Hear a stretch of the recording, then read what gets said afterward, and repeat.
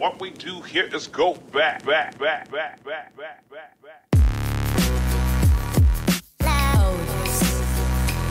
Time to go use my phone. That's funny, my Note 9 looks a little different today. Huh, the lock screen looks different too. That's funny. The phone is making blooping sounds when I touch it. Oh my gosh, its touch was ew!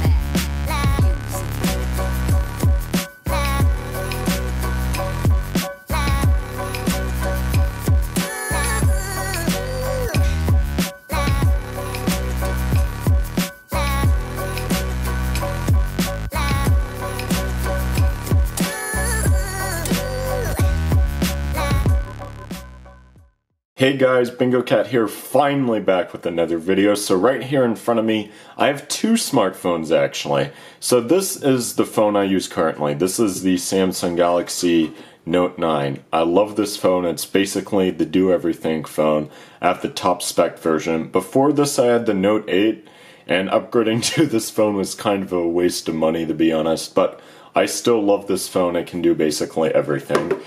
And here I have the Samsung Galaxy Note 3.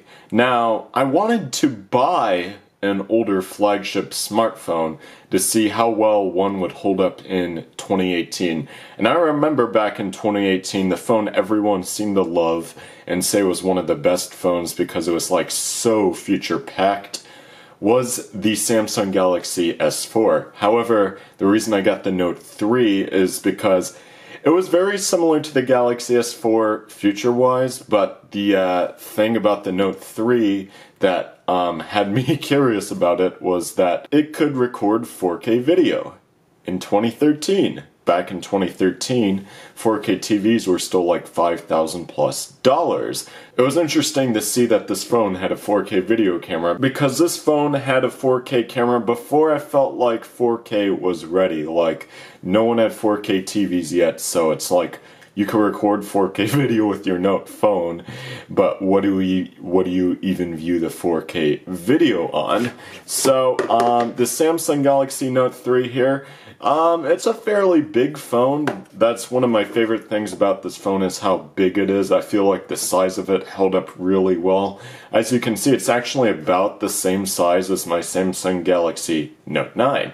However, what's different about the size is that this has a 16:9 screens and this has 19:9, I don't know, but this has a larger screen than this. This is a 5.7 inch screen. This is a 6.4 inch screen. The screen is quite a bit taller on here. It's not really any more wide though. So the phone feels pretty decent in the hands and it's pretty thin too. Like if we were to take my Samsung Galaxy Note 9 here, they're both about the same thickness. However, the build quality of both phones is different, let's just say. So the Note 3 over here, there's a fake leather back, which I'm not a huge fan of. I'd rather them have just stuck with plastic, which I think this actually is plastic maybe, but it looks like leather, so fake leather back. And the sides here are unfortunately plastic that looks like metal. I don't really like the build quality of the Note 3. It just feels like really tacky. It doesn't look that great. The build quality on this phone is like 1,000,000 times better. Now, I'm not a huge fan of glass back phones because I don't like how smudgy glass backs can get and how easily scratched they can get. That is why I basically always keep this phone in a phone case where I felt like this phone was already durable enough to where you did not have to put the Note 3 in a phone case, but I digress. Now, one of the things I did like about this phone, though, having like a cheap feeling back, was you could actually, you know, pop off this back however you do so. And I don't see a place to pop open. Oh wait, here we are. So, once I can figure out how to, here we go, pop up the back. So this phone actually has a battery you can remove. This phone doesn't. So that is one thing I like about this phone. So removable battery here, so that's pretty neat. As far as the rest of the build quality goes, this phone already had a lot of things going for it. Like This, I believe, was actually a USB 3 port. On the top of the phone, you do have a headphone jack, which is something that not a lot of modern phones come with anymore, unfortunately. Luckily, the Note 9 actually does come with a headphone jack, so that's pretty neat. So if we look at the S Pen that comes with the phone, so you know, the Stylus, which is pretty much the entire reason why you get a Note phone in the first place, besides the bigger screen. The Stylus on this phone, I kind of wish it didn't have this fake metal up here. But the Stylus is, other than that, is actually really similar to the Stylus that comes with my Note 9. Both of them do have buttons up here. So yeah, there's that. Now this you can actually use as a Bluetooth remote. Well, this you can't. But I don't really use the S Pen that much on my phones anyways. The main reason I personally bought the Note 9 and the Note 8 before it was they both have huge screens and the phones can do virtually everything. So I kind of wish I actually owned a Note phone back in the day. So the build quality, the plasticky build quality, hasn't really held up well. But one of the things that has held up well is the screen. So I'll turn on the phone in a minute, but the screen still looks great today. This phone actually has a home button, so that's pretty neat. Unfortunately, this is not a fingerprint reader, but whatever. So now we're going to go ahead and turn on the phone, and I'll show you guys some of the quirks regarding the software, and I'll also explain the camera quality on this phone and show you guys how the camera has aged. So here we go. You got a classic Samsung boot screen sound. Now this is technically a Verizon phone. I have not tried it with any carriers, and nor will I probably, because I have no desire to switch over to this as like my main phone for a few days or anything like that. So here we are at the lock screen of the phone. So let me enter in my super secret PIN and I'll be right back. Now here's the home screen of the phone. This isn't completely the default home screen. I got rid of some of the home screens and I deleted a lot of the app icons off of the home screens that came with the phone. Now you may notice when I tap certain things in the operating system, you'll hear a bloop, bloop, which I personally think is kind of annoying. I'm so glad. I believe on the Note 9, the screen doesn't go bloop, bloop by default when you try to use the screen anymore. Now my camera is not really going to pick this up, but if I were to go, let's say I were to open Chrome, right? And this screen, unfortunately, does have screen burn-in.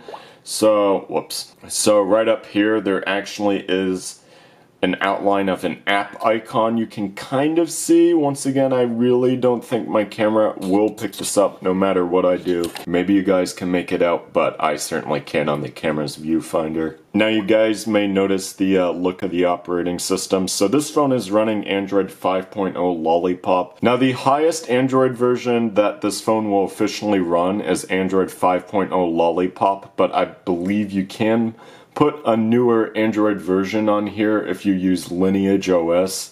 You can manually flash that onto this phone, so you can always try and do that if you want. Now the performance of Android 5.0 Lollipop on here is not great, to be honest. I mean, it works, and the phone apparently is decided not to be laggy now. Right now this phone looks perfectly buttery smooth. But the performance of this phone on Android Lollipop when I was using it earlier wasn't that great. Now, here's a complaint I have regarding this phone. People like to complain about this with newer Samsung phones, but in my opinion, it was so much worse with old Samsung phones. There's a ton of pre-installed apps like Amazon, Amazon Kindle, IMDb, and if we look at some of the other folders like Flipboard, TripAdvisor, and if we go in the Verizon folder here, Slacker, NFL Mobile, you cannot uninstall any of these pre-installed apps. Like, let's see, if I were to go into here, like, I really don't want IMDb on here, right? But unfortunately, you may notice at the top here, there's no uninstall button, and if we go and look at app info, There's no uninstall button here. Now I can uninstall every update and disable the app, but I'm still gonna have this app taking up storage space on my phone, and you can't remove this at all. And that kinda sucks. Now, you guys may like the way the user interface looks on this phone, or you might not, but it, for the most part, is just old school TouchWiz. You know, before Samsung really modernized TouchWiz with the Galaxy S7. So a lot of blue theming, quite a bit of skeuomorphism. Now I do actually like some of this color in TouchWiz because modern operating systems, honestly, there's just too much white theming, but at the same time I think the shades of color they chose to use, like the shade of blue up here, just didn't hold up in my opinion, and I don't think even looked that good back in like 2014, 2015, but that's just my opinion. So as far as some of the apps that comes on this phone, there's a ton of apps that came on this phone, so there's an entire app drawer devoted to Amazon, so I haven't really messed with any of the Amazon apps, but basically all of the Google apps still work, and not only do they still work, there are all the modern versions of the app. So as you guys can see, this is the modern version of Google Chrome, and if we were to go to like YouTube, this is the modern version of YouTube, complete with YouTube's dark theme, and videos play perfectly fine. So speaking of videos, I'm actually going to show you guys video playback. So let's test a video I haven't done in a while. So here we go. Now when I go to actually play the video, let's see, the highest resolution you can put this at is 1080p 60, because you know, this screen here is a 1080p screen, so you can't watch any videos on YouTube higher than 1080p resolution, but the videos still look perfectly fine, they still look crisp, they look completely fine on here.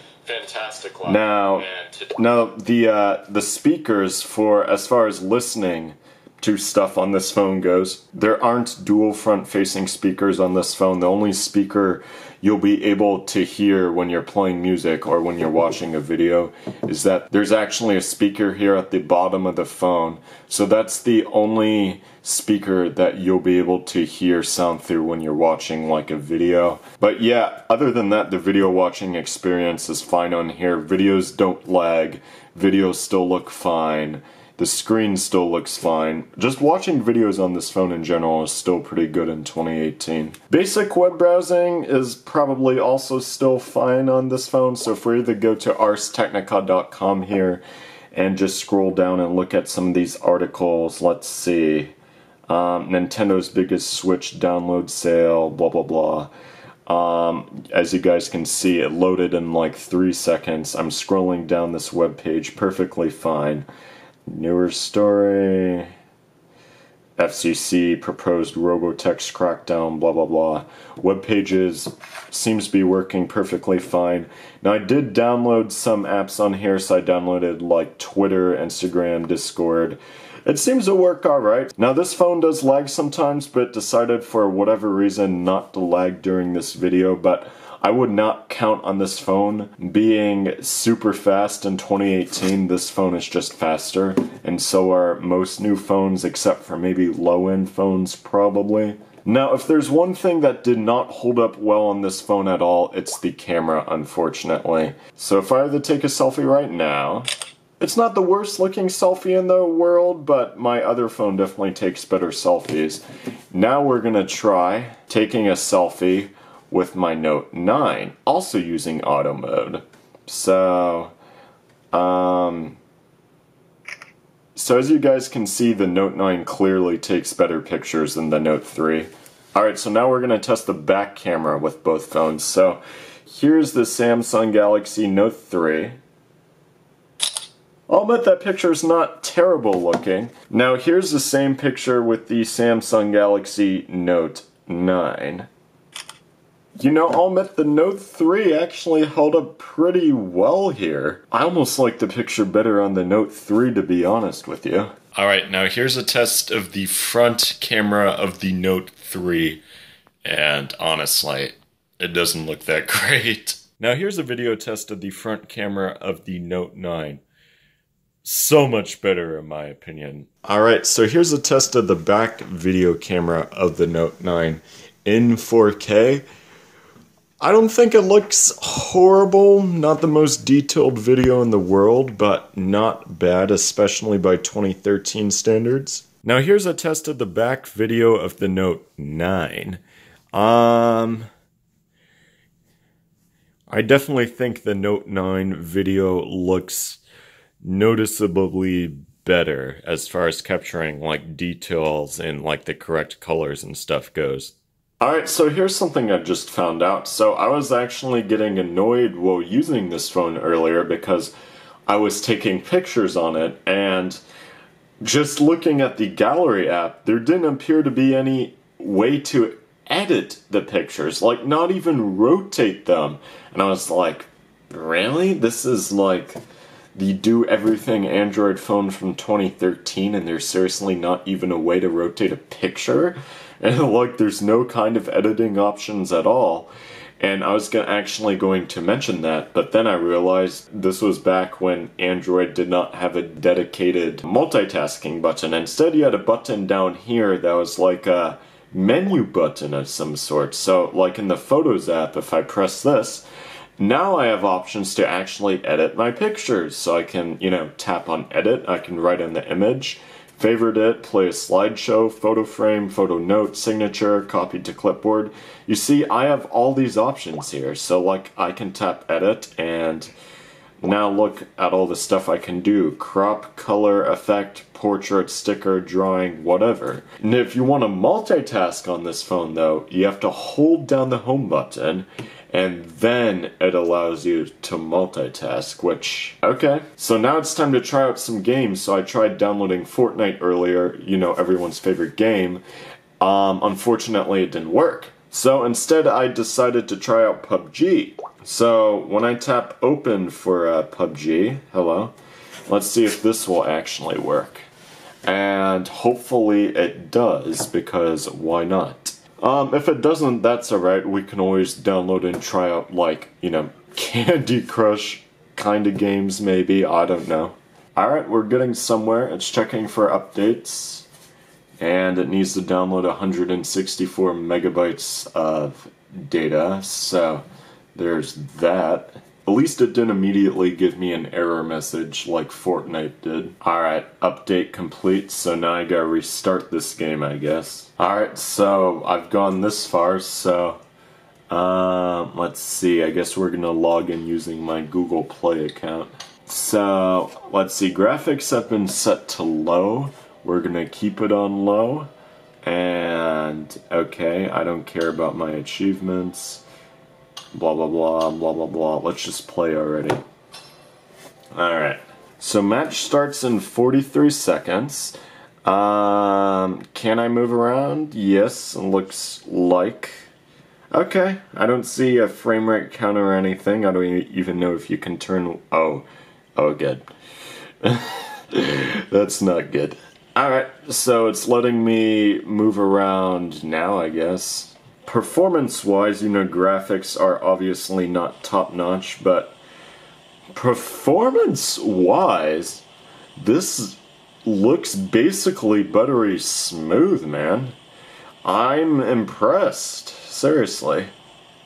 I know PUBG Mobile on low settings isn't the most gorgeous-looking game in history, but you know, the way like tech YouTubers and regular people will talk about phones from like 2013, they make it sound like phones from back then really can't do anything anymore. And as you guys can see, I'm playing a modern game on this device. A fairly graphically demanding game too. And not only does this game work, I'm sure a lot of modern apps work on this device too. Like I installed and was using the modern versions of YouTube, not only YouTube, Discord, Chrome. So if you can play a modern game like this and you can use modern apps like, you know, why am I spinning around like this?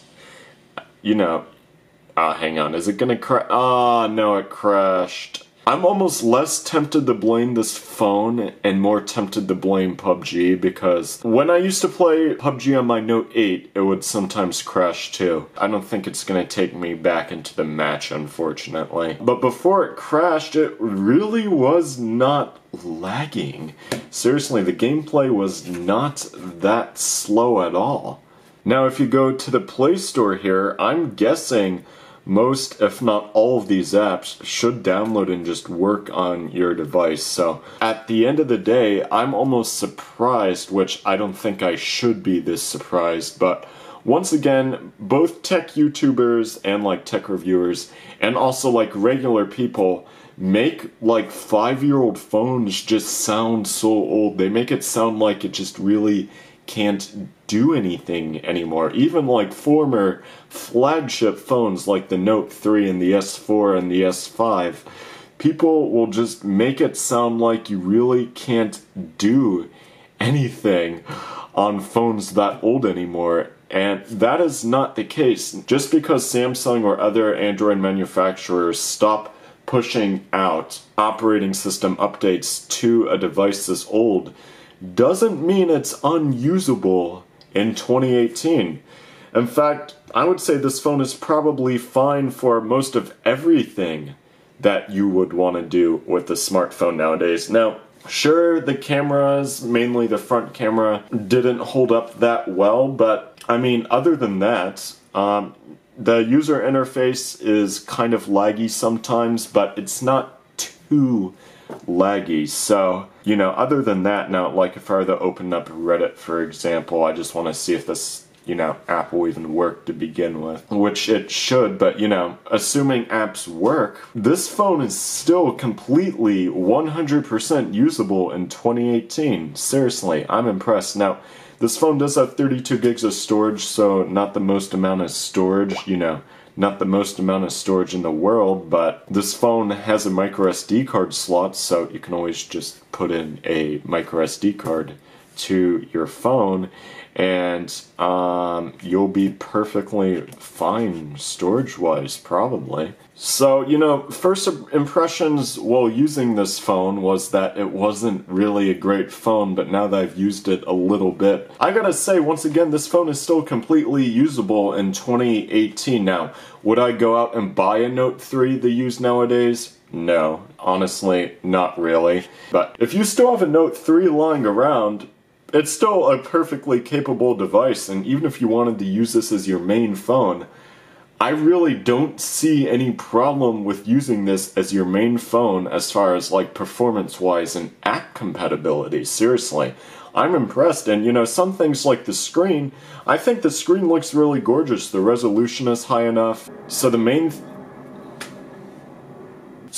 thing I would be concerned about with using a phone this old is that this phone is no longer receiving operating system updates or security updates of any kind. So unfortunately, this phone, since it's running Android 5.0 Lollipop and it doesn't get the fantastic monthly security updates that Google publishes anymore, this phone, I would say, is probably fairly vulnerable to security exploits and vulnerabilities. Now, for the most part, if you just avoid like shady websites and stuff like that and don't download any shady apps, you'll probably be fine, but it's just something to be very wary about on a phone like this. Overall, this phone in general is actually still completely fine. Like, seriously, it's aged much, much, much better than I thought it would.